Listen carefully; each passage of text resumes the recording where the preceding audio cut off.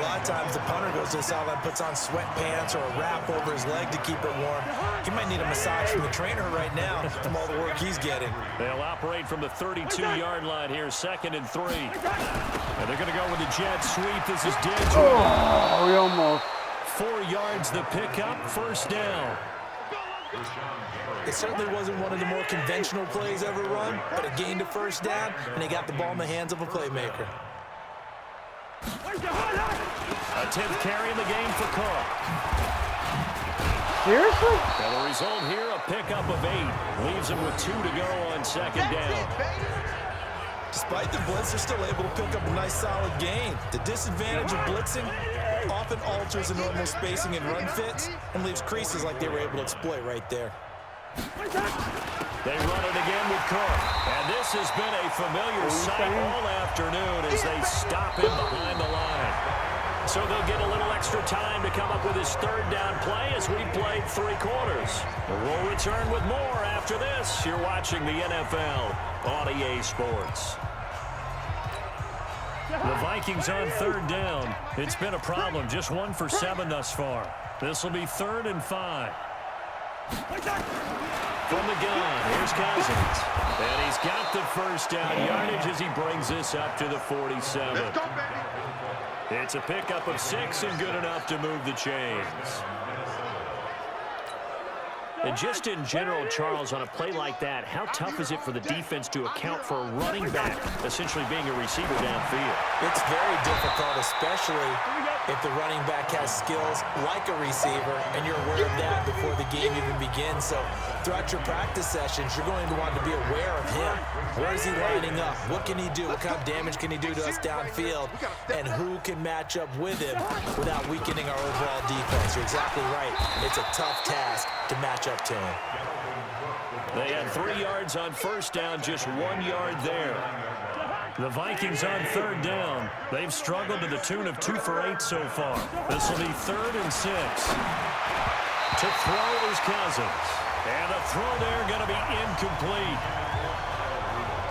Well, the trials and tribulations of being a quarterback in this league, it's tough. It's got to be wearing on him out there. Well, he has been sacked a number of times. He had an interception, so I'm going to give him a skosh of credit for hanging in there and trying to make something happen, despite the amount of pressure he's been under this entire game. There again is the running back as he trots onto the field. And these are the games, hitting pay dirt as we see as many times as he has, that running backs dream about, right? It's okay to be selfish in this circumstance, isn't it, partner? Because this selfishness, getting to the end zone time and again, only helps your team. This is where it's okay to put up big numbers and people don't worry about it. This is really, really good performance. It's been an unbelievable performance. Now a handoff here to his running back. He's got a 1st down past the 30. Finally taken down at the 32-yard line. 14 yards in a Chicago 1st down. He's still rumbling, isn't he? Still looking fresh in this one despite the heavy workload. But you and I both know, well-conditioned, and he did tell us that he thrives on being at his peak late in ball games. And he'll be taken down, but not before they work it across midfield. That burst good for 20 and a 1st down. Do my eyes deceive me, or is he getting stronger as this game moves along? Burst seems just as good here in the 4th as it was way back in the 1st, doesn't it? I do believe someone put a lot of time in the offseason and continues to condition during the season in order to continue to carry the ball at this rate. And he gets this inside the 35-yard line. 1st down for the Bears, a gain of 15. Oh, that's one to warm the hearts of all those old-school football players, isn't it? Tough, hard, gritty run, got behind his pads, bowled over a few people. Look at that one, right up the gut. Saw through 3 quarters, no reason to lighten up now. 14 yards in a Chicago 1st down. Now, this is an example of breaking down a defense because on a lot of these runs, he's getting past the point of attack, and guess what he's doing? Forcing the secondary guys to have to make a lot of tackles. Here we go, set. 8, read. 2, 2. I'm coming after you. I'm coming after you. Big rip. And he'll give it here to his running back. And he can't get there. Tackled down at the line. Whistles and a timeout. Looks like we've got a Viking slow to get up. It ran him over and hurt him. When we get back.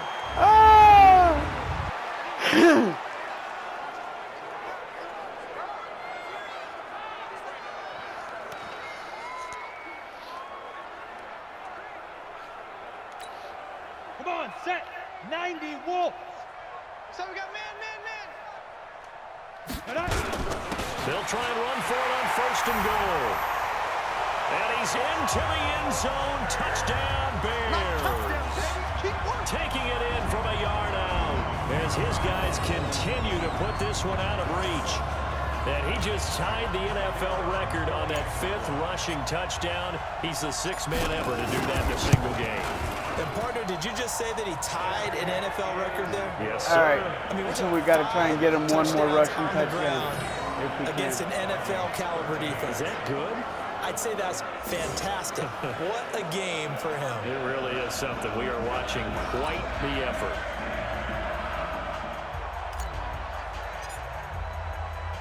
Following the touchdown, here's McLaughlin to kick off. And this will not be returnable. It's out of the back of the end zone for a touchback. And the Vikings now heading on to the field.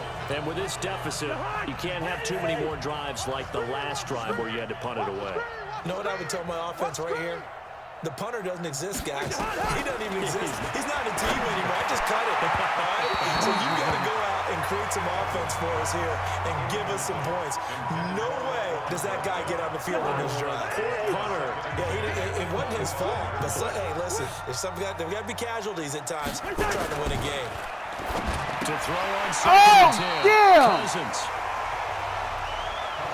I think this one offensively, this is one where you just say, let's move on. Let's not even watch the game tapes from this one. Yeah, you might just want to throw it in the trash, act like it was never there in the first place. Yeah, just say we're good. I actually have heard of a coach in the past who took his team out to the practice field and ceremonially buried the game film from the prior game when they got clobbered. That was his way of putting it behind him. And a good job defensively. They stopped him short of the 1st at the 32. They get 7 there, but it brings up 4th. One thing I think that's safe to say defensively, the tackling's been really good. And because of that, it's been very, very hard for them to move the ball because you're not getting the benefits of run after catch. They're tackling almost on the spot. That means they have to run extra plays, harder to move it. Given 11 yards that time on the return. Here's the Chicago offense coming back out onto the field. And this game comfortably in hand. The scoreboard speaks for itself, but you still got your starting quarterback out there. When you go to the backup, let him get some time. And that's one of the great questions in the NFL, Brandon, because I'm just going to tell you, in the 2015 season, I commentated on 3 games in a row that were blowouts. And in none of them did the starting quarterback ever come out of the game for the team that had a big lead. And in each instance, I asked the coaches later on, why didn't you do that? And they all looked at me and said, just don't really do that in the NFL. You know, these guys play, and we just play them all the way through. Now, in certain situations, they will take them out, but for the most part, they're not as worried and concerned about getting them out of the game, and that's always puzzled me a little bit. That's a gain of 4 as we slip inside of 4 minutes left in regulation. Back to throw here. This one caught by Chesson. And this is going to turn into another 1st down as the tackle is made at the Vikings 35. From Viking territory now, they'll come up 1st and 10 at the 35-yard line. And again this time to the tailback. And he's going to get this down near the 20-yard line. 14 yards into Chicago 1st down. Running game working, they'll stick with it on 1st down. And not much to speak of there. Maybe a yard down to the 20. Bottom line, they want to keep this clock rolling, so they'll take that one right there. They just want to keep falling forward, and they want to put the onus on the big fellas up front in order to bring this one home. They run with a former Michigan man. This is Fitzgerald Toussaint. And he'll get him inside the 15 down to the 14-yard line. Give him 6 yards on the carry. It's going to be 3rd and 3 now. Again, it's Toussaint. Oh, Bulls right, and they are going to score. Oh, that was supposed to go to Ace, but we'll give Toussaint. Starting to really smell a 4-0 start right now. Can't ask for a better first quarter of the season than that. And you're not supposed to look ahead, but guess what? You're going to? They have to, because when you get to if you get to 4-0, you're not just thinking playoffs now. You're thinking about, okay, this team has the capabilities of winning a Super Bowl. They could very well be the best team in the NFL at this moment. I think they played the best. I mean, there have been a few hiccups offensively and defensively, but probably the best team we've seen, right? And has the ability to get better. The extra point by McLaughlin is up and good, and that will extend this big lead. Following the touchdown, here's McLaughlin to kick off. And they will not get a chance to return this one as it's through the end zone for a touchback. And now out comes Minnesota. And right now these guys, they're shuffling a little bit, maybe doubting, because 3 straight drives have ended with them punting the football away. Yeah, so you start pointing fingers at each other a little bit, asking a lot of questions. What are you seeing? What are you getting? Maybe trying to narrow down your playbook a little bit and maybe get simpler rather than more complex in order to try and fashion together a drive. So the Vikings in possession of the football as we get you reset. They're looking at second down now as they search for a consolation score. Now Cook, he's got it off the draw. And he's upended after a gain of 2 out to the 27. He has just been completely taken out of this game. We're in the 4th quarter. He's single digits in the rushing department. And I know we look at him because the numbers do go to his production, but how about the guys blocking for him? Got it! Ball batted in the air, and now it's intercepted. He's picked off at his own 47. Did I get it? Oh, no touchdown! Ah, damn! Nice return, but you know he's just beating himself up inside for not getting all the way in. No doubt about it, because he had visions of end zone in his mind, going to be the total hero. But we did see there the emphasis on it's not just good enough to pick it off anymore. Bring it back, get the yardage, and really impact your offense. Looked like maybe the left foot stepped out.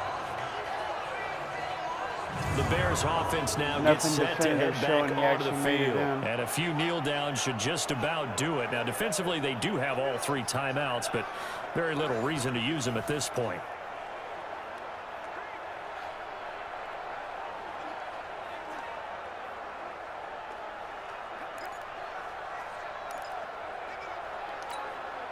Suddenly, it's 1st and goal after the interception. A quick change in the situation here.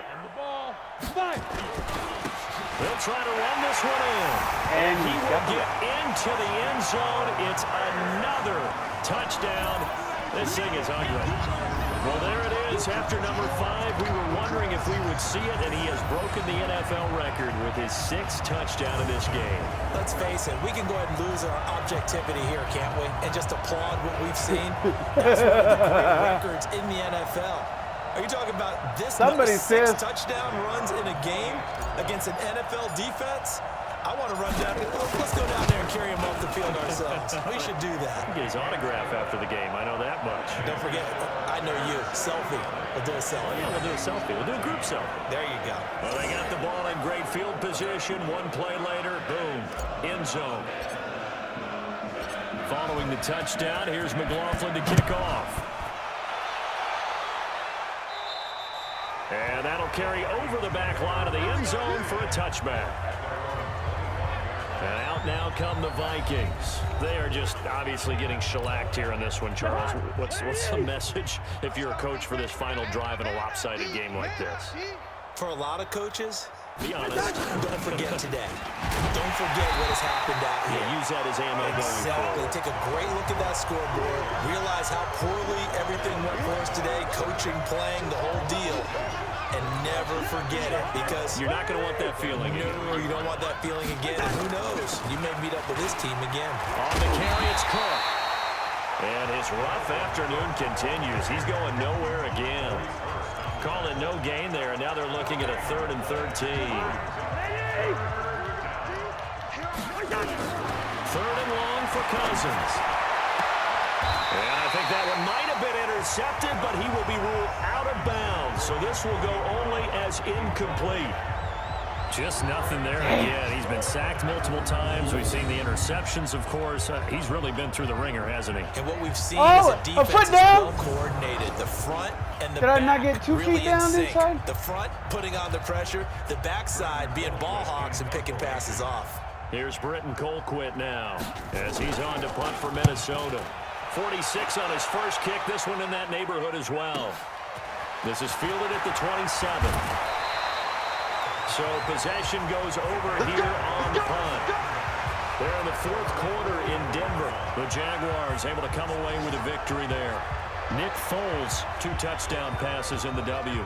Now the Bears offense ready to take over again. And 3 timeouts remaining here defensively, but really not much reason to use them at this point as this one is all but over. If they use the timeouts here, it's strictly for show. We got a plane to catch. 14 yards in a Chicago first down. Brendan, every great running backs coach I've talked with has always talked about when you have great vision. You're not consciously thinking about your cuts and your moves.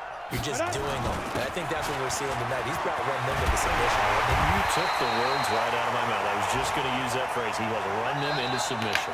Wave the white flag. Well, Charles, it's one thing to win. It's another thing to win and put up the amount of points that they did. Boy, were they clicking on offense. They can't help but feel great about themselves, can they? I mean, what a game to put up that Not number the of type points. of game I expected. Continually feeling like they're moving the ball and things are working and clicking. They think that they can bottle this and carry it with them. And as an offensive coordinator, you just don't think you can do anything wrong. Whatever you call, run, pass, it's all going to work. That's called being in the zone. So for the Bears, hey, they finish a perfect month of September as they move to 4-0 on the new campaign. They will hit the road next week for a date with the Oakland Raiders. Meanwhile, for Minnesota, they'll drop down to 1-3, and they'll look to regroup next week as they head to MetLife Stadium.